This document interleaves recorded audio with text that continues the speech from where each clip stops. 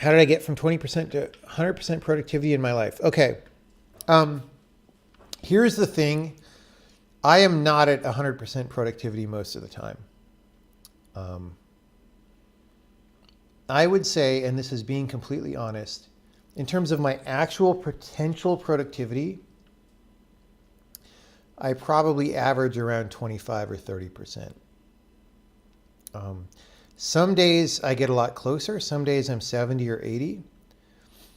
There have been rare times in life, and it hasn't happened in a while, but there have been times when I was working over 100% in the sense that it's unsustainable.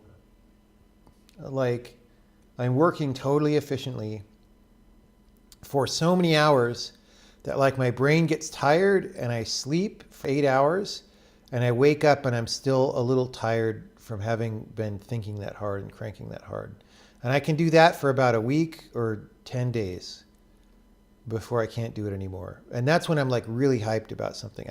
So toward the beginning or middle of game 3 development, I mean, it's not done. But the beginning or middle of what I've done so far, I had this really amazing experience of working at like 110% for 7 to 10 days. That's really rare. Um, right now my typical day is 30 or 40%. That's still a lot more than most people do.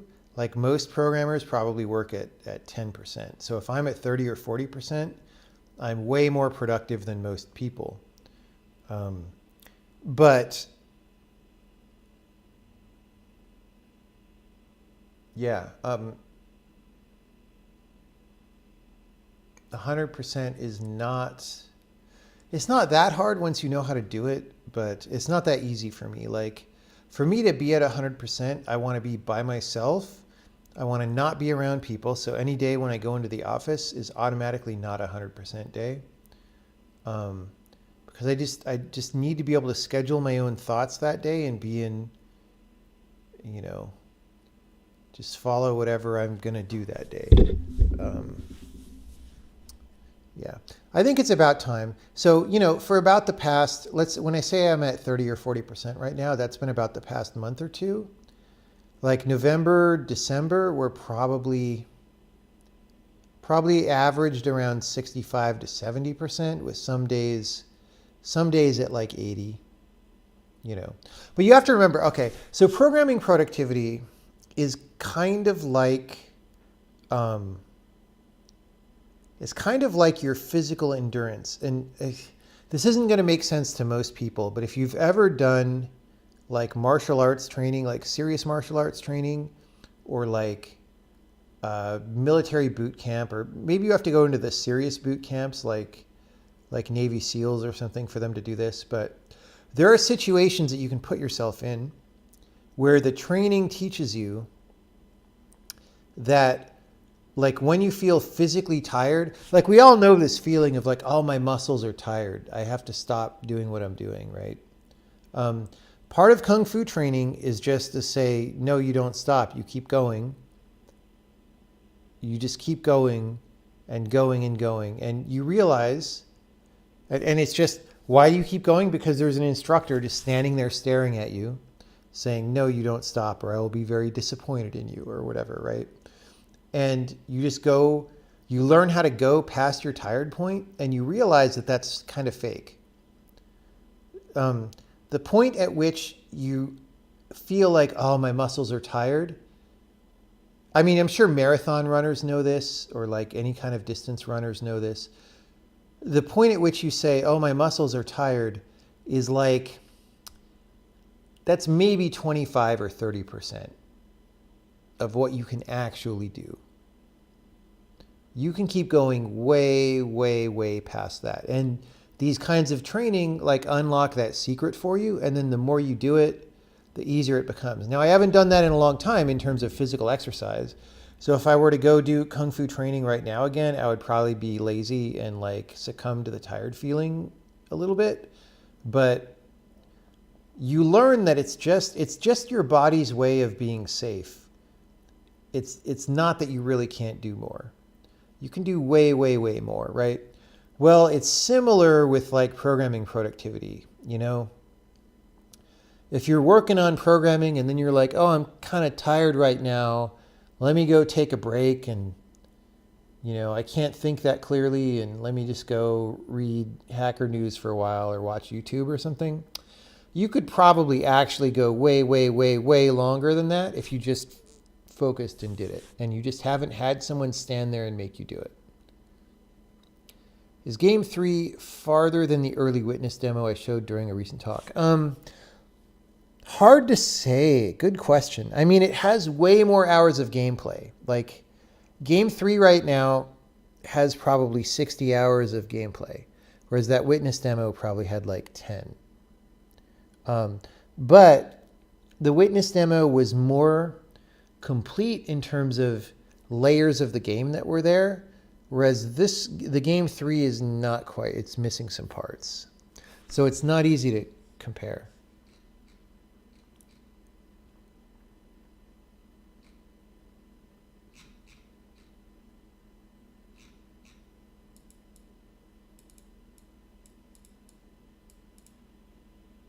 You feel like that's a great recipe for burnout when applied to mental work? No, it's not really. So burnout happens when you don't totally love what you're doing and you're working hard. Burnout is like part of your subconscious saying, this isn't worth it, all this effort that's going in. You should be spending this time like getting laid or impressing people with your money or whatever instead of working hard, or just, you know, making social relationships, getting emotional comfort from other people or something. So I'm going to stop you from doing what you're doing, right? That's what burnout is. Burnout is your mind trying to get you to do other things that are more obviously rewarding. But if you are actually rewarded by what you do, you won't burn out. So you just have to make sure that you're doing the things that you really want to be doing, that you really love doing. Now that could be hard because, like, you know, on The Witness, for example, it was the game that I most wanted to make in life, but eventually development gets long and it's been forever and you're like, why isn't this freaking game done yet, right? So it's not always easy, but yeah, if you're rewarding. Oh yeah, the David Goggins book is really good. If you haven't read that, I recommend that. So someone's saying, they remember David Goggins saying something exactly like this in his book, thinking tired means you're at your 50% at max. You have way more left in you. Yeah, I mean, I don't think it's 50%. I mean, I would say that if David Goggins says 50%, then his endurance line that he was referring to is way later than mine. Because that dude is nuts.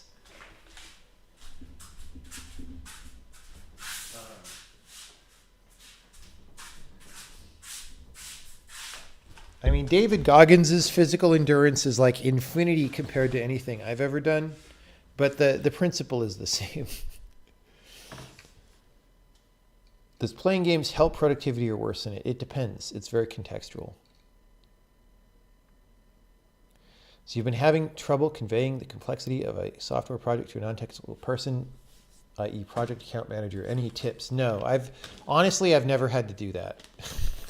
So I don't know what to say there.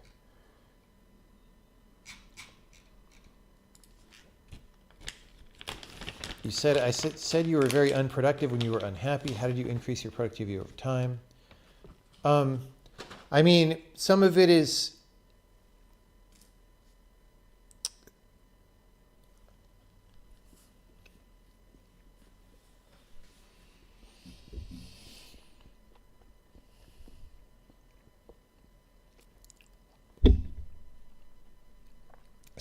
giving yourself a rest. Like, if you're not liking what you're doing and you're kind of burning out and all this stuff,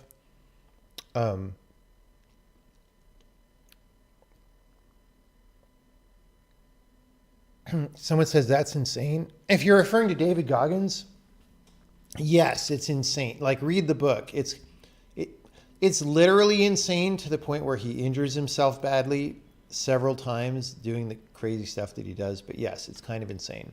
Anyway. So one thing that's very bad, but that's a pattern that people could fall into, that I have fallen into, and people I know have fallen into, is where, you're not really enjoying what you're doing. You're kind of dreading it, like the project's going long or the work is hard, and you just don't want to do it, and you're not that productive. But like, because it's your project, especially for indie game developers, if you don't do it, nobody's going to do it. So you just force yourself to keep working these low productivity days, and including weekends and stuff. I go through that often. And that's kind of a death spiral that you need to pull out of in some way. And sometimes that's taking a break. Sometimes it's finding alternate pieces of the work to do that you will enjoy more. Like maybe do some design if the programming is grinding you down or whatever. Maybe do a trade show showing so that you can see people interacting with your game and you can get some good feeling out of that, or some feeling of progress out of that. For me, learning the different kinds of meditation that I know was very major. You can get to some insights that, I don't know. I think that, there's different paths for different people, but there are just insights that I have about mental states that mean that when I get really depressed or sad or frustrated, which does happen with me, it happens a lot less than it used to, but it does happen. When I get in a really negative mood like that, I'm able to look at that negative mood and say, oh yeah, I just know that this isn't that big of a deal. It's just a mood. And I can drop through it actually instantly as long as I want to. Like I know tricks to, or not even tricks, but I know basic techniques to like instantly remove any mood. And I talked about that in a video that's on YouTube that people could link you to. I tried to communicate it as best I could. I still don't know anything better to say about it than that. But yeah, basically, it is not possible for me to be in a bad mood if I don't want to be. If I legit don't want to be. Like anytime that I stop and notice like, oh, I'm really unhappy with things, I just know how to fix it. It's just a mental thing that you can learn.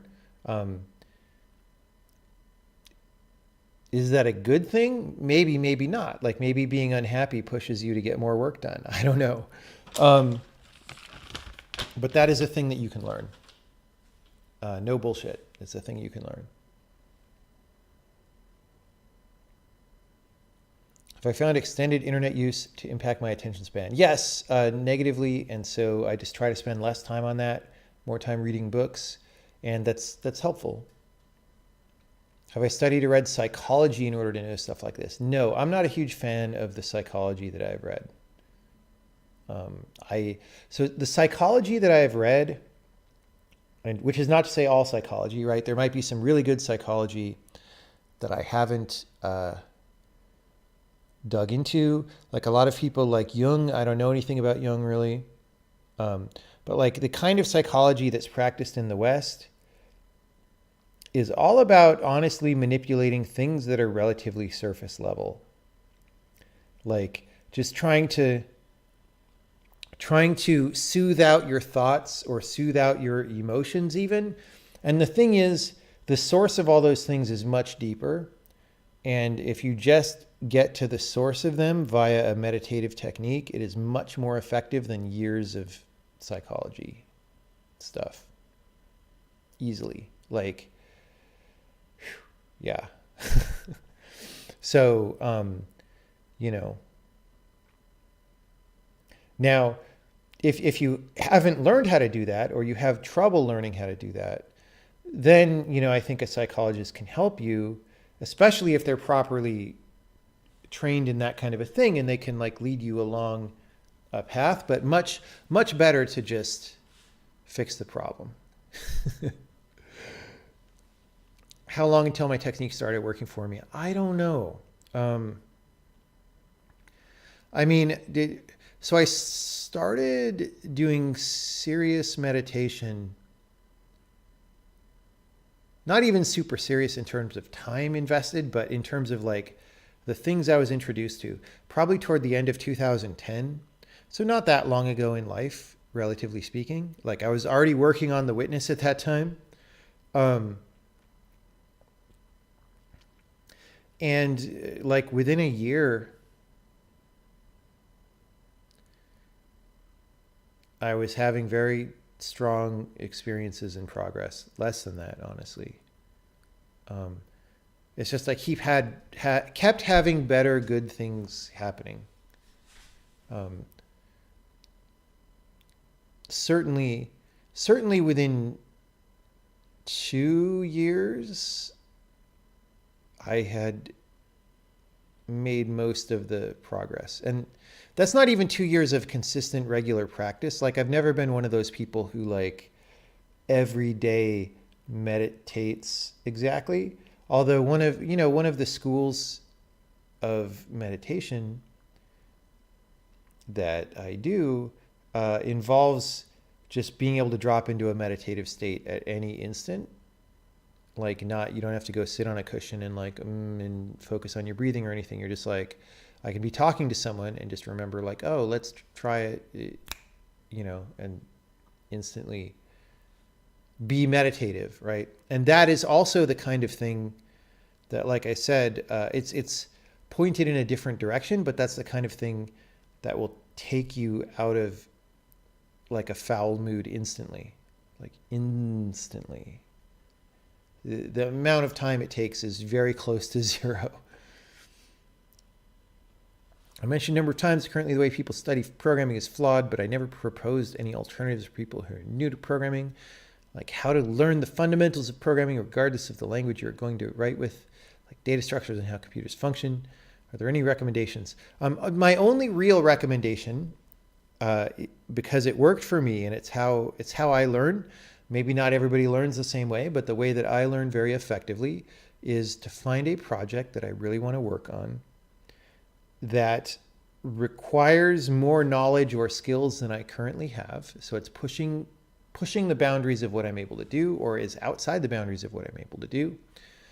And then just try to do that thing and find out what I can't do or what I don't know. And then I have a very specific thing to learn and very specific motivation to learn it. And I find that I learn very quickly in those situations. I don't know if that works for you or not, but it's a very general piece of advice that applies pretty broadly. So if that works for you, I don't know, try it out, see how it goes. Any chance to see The Witness on the Switch? I don't think anytime soon, unfortunately.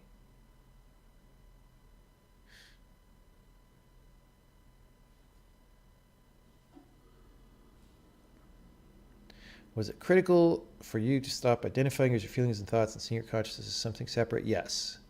Yes. So that YouTube video that I made is like literally, it is the best advice that I know how to give about these things. I still to this day do not know anything better to say than what was said there. I mean, I don't know. If I explained it a bunch more times, I might get more skillful at explaining it. But in terms of actual information, I don't know anything better than what to say there.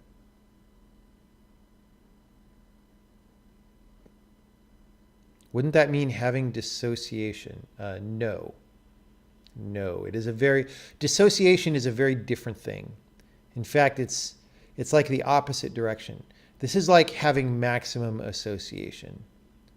But you have so much association. Okay. Here's the thing. A lot of the emotions that you have, in fact, pretty much all of them, most of them, there's strategies that your body has to make things happen, right? But for them to function correctly, they have to kind of be unobserved, because if you found a way to see them better, you would sort of just see that they're strategies and that they're ultimately not like, if you don't understand that it's a weird strategy that your body is doing for some purpose that you may not agree with, right? then it just feels like, oh my God, I feel this way, so I have to, it's so important that I feel this way, right? But if you can see that the emotion is kind of fabricated in a certain way, or that it doesn't really exist that much, that it's like it's like a facade on a building and you look behind, it's like one of those like Hollywood, like, the Bugs Bunny cartoons or whatever I'm thinking of, where they have the Old West buildings that are just like a front and it's just like some planks or whatever, or like that level in Overwatch. You realize that emotions are like that. And once you've seen that clearly one time, that's enough. Then you can get back there anytime, because you're like, oh yeah. All you have to do is realize, oh yeah, I'm stuck right now. I'm having this, I feel like this is very dramatic. Oh yeah, what do I know about emotions? Oh, I know that thing that I saw that one time. And then that brings you back there. And you're like, oh yeah, this one too. This one is also just a front of a building with some planks. And I'm standing behind now and I see the planks and haha, right? Once you are able to do that,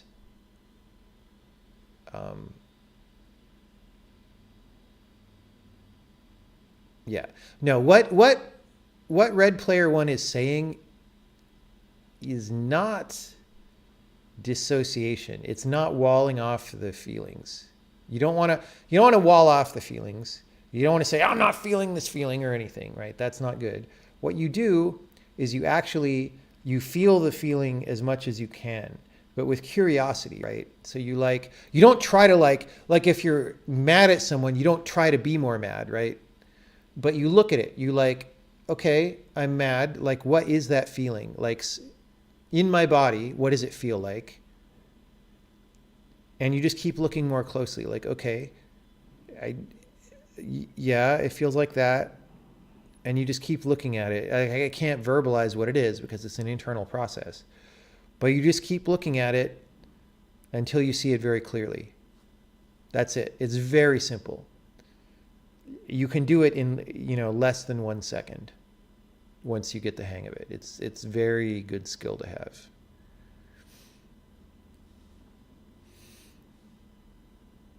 Have I ever thought leading a group meditation maybe on Twitch? No, I mean, I honestly,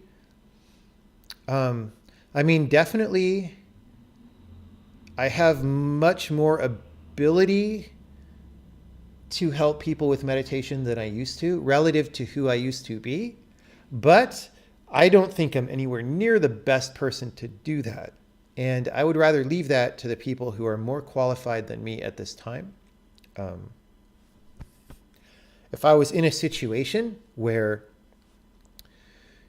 like some people wanted a meditation teacher or needed one and there somehow wasn't anyone better and there wasn't a YouTube where they could go, then I would certainly feel that need, but it's not needed right now, except to the degree that I have a little bit of my own personal view. Everybody who's trying to teach you about meditation things has their own style, right? It's a little bit like Kung Fu styles.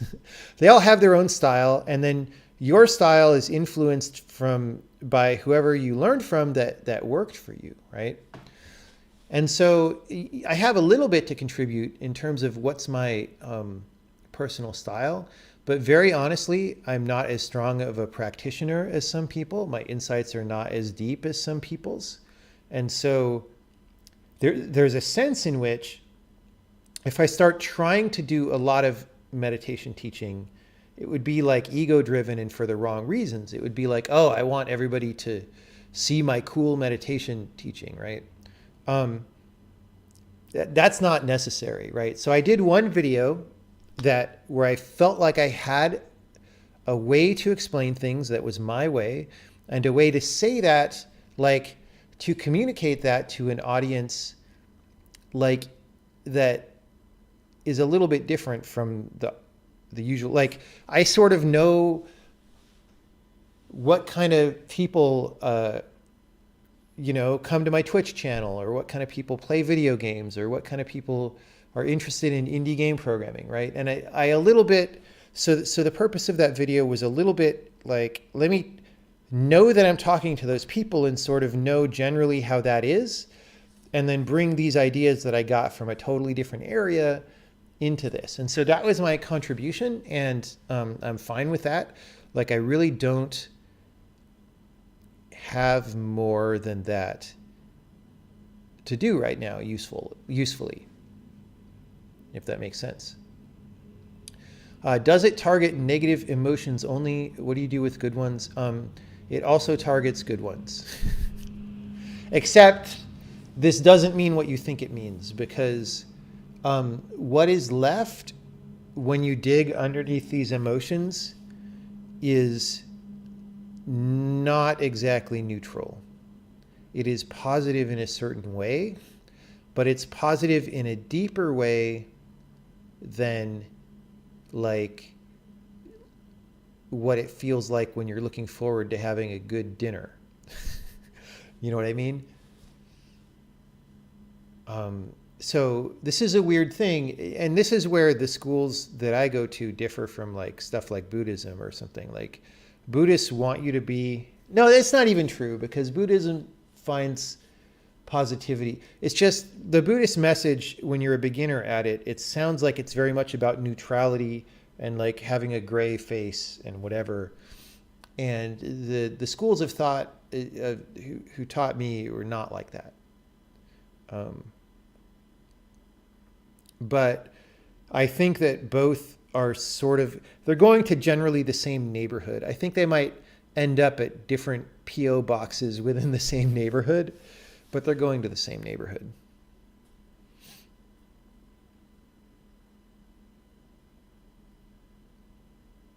Anyway, I'm glad you liked that video. Several people have said in chat that they like that video. That's good. But yeah, you know, sometimes people ask, are you going to do another one? And it's like, I don't, you know, that was my contribution for now. If I ever get a good idea about another contribution that I can make, then I can do that. Otherwise, you know, that was what I have to contribute. And after that, if you're interested in that kind of subject matter, I think if you look on YouTube, you can find some videos from people who are actually quite good teachers. And, you know, really it's also about finding someone who you like jive with, right? Like, you want to find someone where, you know, you resonate with what they're saying and the way that they say it. But I mean, there's probably also weird cult people on YouTube, so you have to make sure that you're not vulnerable to cult language. So maybe I don't know how to do. I've always been mostly not vulnerable to cult like language, because I've always been skeptical of beliefs, right? And that served me very well. But so I don't know. Maybe it's complicated. You never heard it described this way before. You'd always understood it as more of a beneficial dissociation. I don't see it as a dissociation at all. I know what dissociation is like because I've done that sometimes. That is not what this is like. It is different because you're not. See, this is the thing is, like, say I have a negative feeling. I'm not pushing the negative feeling away or not wanting to feel it. It's the opposite. It's a kind of a welcoming the negative feeling. You know, one teacher that I like says, you know, to open up to the negative feeling and say, you know what? If this was the only feeling that I would ever feel forever, like if this or not the only, but if this feeling was with me forever and I was stuck with it forever, would that be okay? And there's a way of looking at it right there and saying, yeah, actually, this would be okay. Like there's a way of accepting it, not trying to make it go away, but accepting it. And that process of accepting it helps you see it better. And it's like not a trick for making the thing go away, because it might not go away, but you see through it. That's the key. The key is you see it so clearly that you see past it to what's behind it. It's not dissociation. And again, it's very easy to do once you get the knack. Like, it took me a little while to like work my way up to where I could do it, but once you can do it, you can just do it. It's